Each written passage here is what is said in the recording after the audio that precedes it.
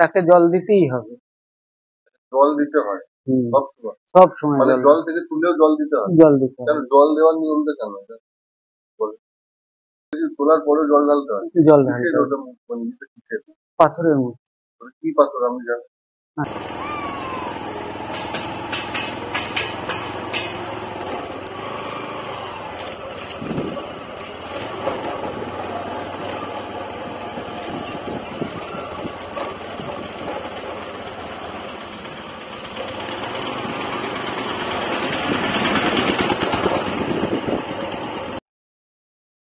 আচ্ছা বন্ধুরা, কেদারনাথ গেছেন, অমরনাথ নাকি কৈলাস? তো শুনুন, কোথাও যাওয়ার দরকার নেই। এটা হচ্ছে একটা এমন একটা জায়গায় আমি এসেছি, একটা অন্য জগতে আমি এখন প্রবেশ করব। সেখানে স্বয়ং মহাদেব এই জায়গায় বিরাজ আছে, অপূর্ব সুন্দর জায়গা। আর এখানেই কিন্তু জাগ্রত মহাদেব এখানেই আছে। তো কিভাবে সেটা আপনাদেরকে দেখাবো। তো চলুন ভিতরে আমি প্রবেশ করব। সেই যে সুন্দর মনোরম জায়গা, এই যে আমি অন্য জায়গায় দেখুন আমি প্রবেশ করলাম। আমি কিন্তু আর আপনাদের সঙ্গে আপনাদের লোকে নেই, আমি অন্য লোকে প্রবেশ করলাম। তো সত্যি দেখুন এত সুন্দর জায়গা, মনোরম। কি ঘটনা আছে, কি এর ভেতরে কি আছে সেটা পরে বলবো, কিন্তু তার আগে আমার খুব বলতে ইচ্ছা করছে এই এত সুন্দর আবহাওয়া, এত সুন্দর একটা মনোরম জায়গা, চারিদিকে মাঠ, আর মাঠের মাঝখানে এত সুন্দর একটি অপূর্ব জায়গা। আমি দূর থেকে দেখতে পাচ্ছি একটি সরোবর, সেখানে দেখুন সুন্দর পদ্ম ফুটে রয়েছে। পাশেই কিন্তু এখানে মন্দির রয়েছে, মহাদেব সেখানে বসে আছেন। তো পুরোটাই অপূর্ব জায়গা। আর সত্যি কথা বলতে, এই সরোবরেতে যে মহাদেব আছে তিনি জাগ্রত। তার কারণ ওনাকে পাড়ে তোলা হলেও জল ঢালতে হয় অনর্গল। তিনি বছরে একবার দুবার ওঠেন এবং সেখানে পূজা হয়, পাঠ হয়, বিশাল ধুমধাম করে সেই পুজো অনুষ্ঠান হয়। অনেক গাজন ইত্যাদি এখানে মানুষ পালন করে থাকেন। এবং এখানে যে এটা হাজার হাজার বছরের পুরনো, বর্ধমানের রাজা পরবর্তীকালে এটা তত্ত্বাবধান করেছিলেন। তারপরে এখান থেকে চৈতন্যপুরের জমিদার হাতে পান। সেখান থেকে এই গ্রাম করুই গ্রাম, বর্ধমান থেকে এই করুই গ্রামে, পুরো ভিডিওটা আপনাদেরকে দেখাই আর পুরো ঘটনাটা আপনাদেরকে দেখাই। এই অপূর্ব সৌন্দর্যের মাঝখানে আপনাদেরকে একটু নিয়ে যাই, চলুন যাওয়া যায়। তো দেখুন কি সুন্দর পাখি ডাকছে, আপনারা শুনতে পাচ্ছেন কিনা জানি না। আর তারই মাঝে এই দেখুন এই যে ঘাট সুন্দর করে, আর মাঝে দূর থেকে কিন্তু গোলাপি গোলাপি পদ্ম। আর মনে হচ্ছে সত্যি আমি যেন সেই কৈলাস নয় কেদারনাথ নয় অমরনাথ, কোনো একটা জায়গায় যেখানে ভগবান শিব অধিষ্ঠান করে সেই জায়গায় আমি চলে এসেছি। আর পাশেই দেখবেন, পাশেই দেখুন কি রকম ভাবে, সত্যি যদি আপনারা ভক্ত হয়ে থাকেন আর যদি ভগবানকে ভালোবাসেন, তো এটাকে এই ভিডিওটা নিশ্চয়ই খুব ভালো করে মন দিয়ে আপনারা দেখবেন। আশা করি, আমার তো খুব ভালো লাগছে জায়গাটি। আর দেখুন স্বয়ং মহাদেব এখানেতে যেন বিরাজ করছেন, কি অপূর্ব জায়গা দেখেছেন দেখুন। আর তারই পিছনে কিন্তু বিশাল একটা সুন্দর বাগান, আম বাগান, আম ইত্যাদি গাছের ভর্তি।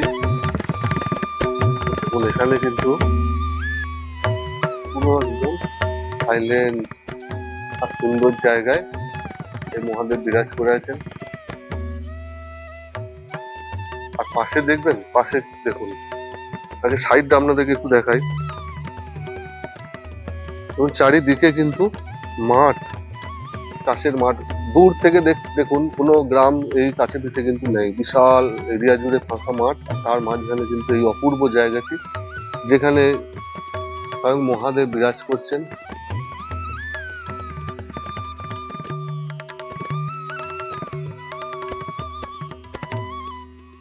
আর পাশেতেই একটি সুন্দর মনোরম মন্দির নির্মাণ রয়েছে। আর এখানেতে বসে একটু দুদণ্ড ভগবানকে চিন্তন করার জায়গাও কিন্তু অভাব নেই। কি সুন্দর জায়গা দেখেছেন। তো এইটি হলো পাশে, সরোবরের পাশেই একটি সুন্দর মন্দির। এখানে মহাদেবের শিবলিঙ্গ রাখা রয়েছে।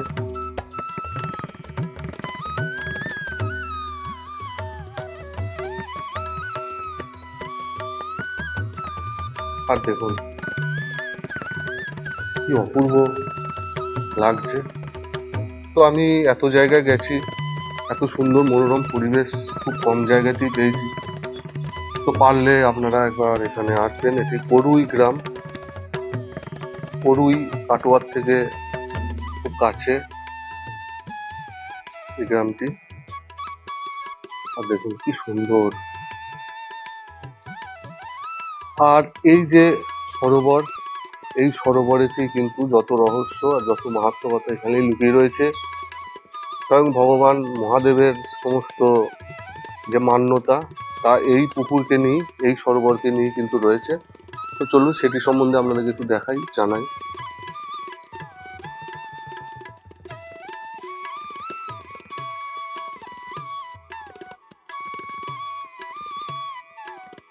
তো দেখুন এই যে সরোবর, এটা পুকুর অ্যাকচুয়ালি বলা যায় না, সত্যি সরোবরের ন্যায়। এখানে পদ্ম পাতা, পদ্ম ফুল আর খুব সুন্দর মনোরম চারিদিকে ফুল গাছ, বিভিন্ন গাছের, আর চারিদিকে যে মাঠ, তার একটা সুন্দর হাওয়ার সুন্দর বাতাবরণে কিন্তু এই জায়গাটি। আর এই যে সরোবর যেটা আপনাদেরকে আমি দেখাতে এসছি, এখানে যে মহাদেবের শিবলিঙ্গ যে ডোবানো আছে, সেটি কিন্তু খুবই খুবই একটি রহস্যময় মাহাত্ম্য তার রয়েছে। তার কারণ হচ্ছে এই মহাদেবকে তোলা হয়, জল ঢালতে হয়। যদি জল না ঢালা হয় তাহলে কি হবে সেটা এখনো ওনারা গ্রামের যারা পুরনো আছেন তারা কিন্তু এখনো বলতে পারছেন না। তো এই যে পবিত্র যে জল, সেই জল একটু আমি আমার মাথায় একটু ছিটিয়ে নেবো। খুবই পবিত্র। আর দেখুন এই যে সুন্দর জায়গা, ওখানে দেখুন পদ্ম পাতায় পানকৌড়িরা চলে বেড়াচ্ছে, দেখতে পাচ্ছেন? এরকম।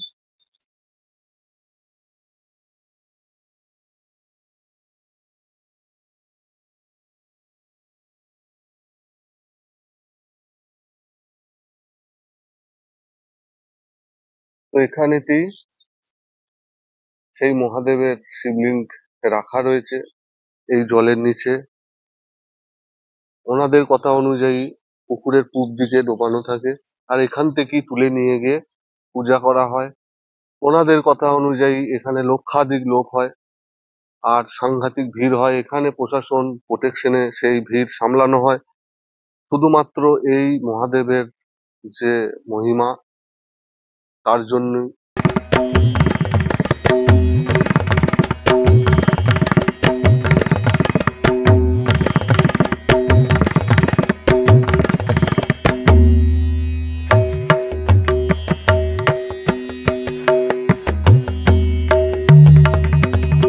আপনার কি নাম?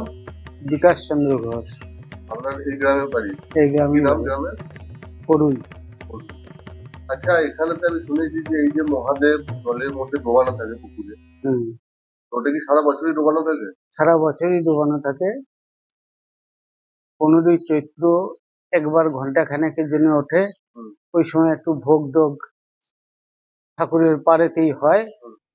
তারপর 29শে চৈত্র ঠাকুর উঠে, গোটা গ্রাম নির্দিষ্ট রাস্তা আছে, সেই রাস্তা দিয়ে প্রদক্ষিণ করে এসে আমাদের গ্রামের উত্তর দিকে ঈশান কোণে একটা শিবের আটন করা আছে, সেইখানে ঠাকুরকে বসানো হয়।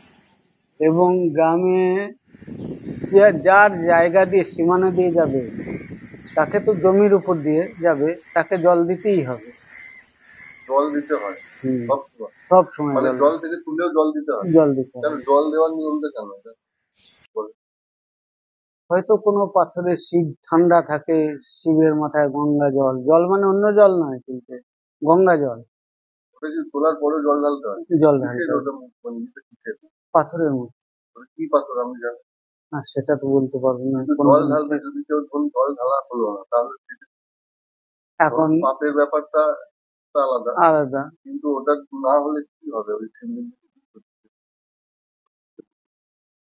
সেটা তো বলা যাবে না, কিন্তু আমাদের দীর্ঘদিন ওই জল ঢালার রেওয়াজ আছে। পূর্বপুরুষ যত মানে পুরুষ এইটা কেউ শুধোয়নি বা এরকম কেউ এরম কেউ প্রশ্ন করেনি কোনোদিন। কেন জলটা সবসময় মাথায় রাখা? সবসময় শিব গঙ্গা জল। আচ্ছা, এটা কতদিন ধরে হয়ে আসছে? মানে এই যে জল ঢালার প্রচেষ্টা আমি তো শুনে আসছি, তো এটা কতদিনকার? আমার ধরুন 71 বছর বয়স। আমার এই 71 বছরই দেখছি, তার আগে বাবা দাদু এরা সব করে গিয়েছেন। হ্যাঁ, আসল কথা ঠাকুরটা তো হচ্ছে গিয়ে রাজাদের, কোথাকার রাজা? বর্ধমানের রাজা। বর্ধমানের রাজা, মানে কি ওটা কি হয়েছে? রাজাদের কাছ থেকে এখানে কি করে? রাজাদের রাজ্যত্ব যখন শেষ হয় তখন তো জমিদারি প্রথা আসে। হ্যাঁ, রাজা উঠে গেছে, জমিদার। জমিদারি প্রথা আসে, জমিদারি প্রথা চৈতন্যপুর বলে একটা গ্রাম আছে, ওদের আন্ডারে থাকে এই ঠাকুর। চৈতন্যপুরের যে জমিদার আছে তাদের আন্ডারে থাকে তারপরে রায়চৌধুরী পরিবার। হ্যাঁ। আচ্ছা, তারপরে ওরা যখন জমিদারি প্রথা যখন চলে যায়, তখন এই ঠাকুর রক্ষণাবেক্ষণ কে করবে? তার জন্য ওরা নির্দিষ্ট করে যে সেবাই তাকে কিছু জমি জায়গা দেয় এবং এই বাড়ি পর্যন্ত তাকে দেয়। কে রক্ষণাবেক্ষণের দায়িত্ব? রক্ষণাবেক্ষণের দায়িত্বে আমি আছি, আর অর্ধেকটাতে 50, অর্ধেক আমাদের, অর্ধেক হচ্ছে এই গ্রামে মশাই বাড়ি আছে। হ্যাঁ, ওই মশাইদের অর্ধেক, মানে যাবতীয় শিবের ওই যে গাজন পারপাসে যা খরচ হয় সমস্ত আমাদেরকে দুজনকে, শিবের পুজো উপলক্ষে। গ্রামের লোকে, সাধারণ লোককে, বাইরের লোকে পূজা পার্বণ দেয়, সেটা আলাদা কথা, কিন্তু আসল যে পূজা, মানে এই যে 71 বছর আমরা বয়স, তাহলে ওখানকার যারা দিয়েছিল জমিদাররা, ওটা কি আপনি দিয়েছিলেন? মানে আপনার না, তার আগে হয়েছে? তার আগে আমার দাদু। বলছেন বর্তমানে রাজারা যেটা দায়িত্ব ছিলেন, তাহলে এই শিবলিঙ্গ এখানেই ছিল না বর্ধমানে? রাজা না, এখানেই ছিল, এখানেই বরাবর ছিল, এখানেই বরাবর। শিবলিঙ্গ ধরুন আমি শুনেছি যে অনেক হাজার হাজার বছরের পুরনো হয়। আপনি যতদূর জানেন যে রাজাদের আমল থেকে যেটা হয়ে আসছে, কিন্তু আপনি শুনেছেন বা আপনার কোনো মতামত আছে যে না হাজার হাজার বছর হয়ে আছে বা এরকম আপনার বলার আছে? না, সেইটা শুনে এসেছি, কত বছরের কত বছর পুরনো সেটা তো বলতে পারবো না। কত বছর পুরনো না, তা বলতে পারবো না। শিবলিঙ্গ সেটা আপনি বলতে পারবেন, পাথরের কি পাথর সেটা বলতে পারবো না, কারণ কোনোদিন তো টেস্ট করা হয়নি ও পাথর। তবে জলে থাকলে নষ্ট হয় না, নিশ্চয়ই তার থাকলে নষ্ট হওয়ার সম্ভাবনা থাকবে বোধ হয়।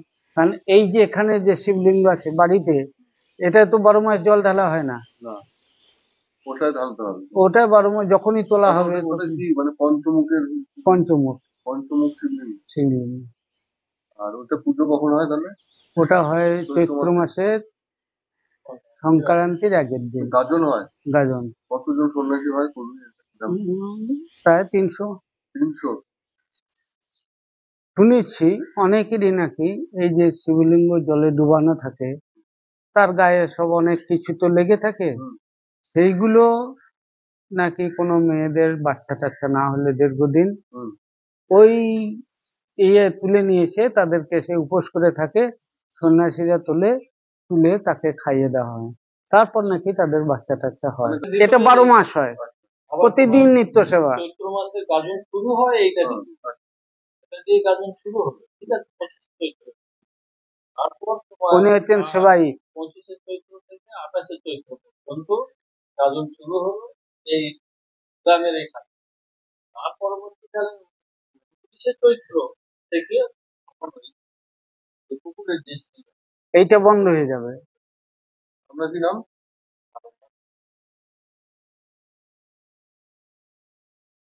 ঠিক আছে, ধন্যবাদ।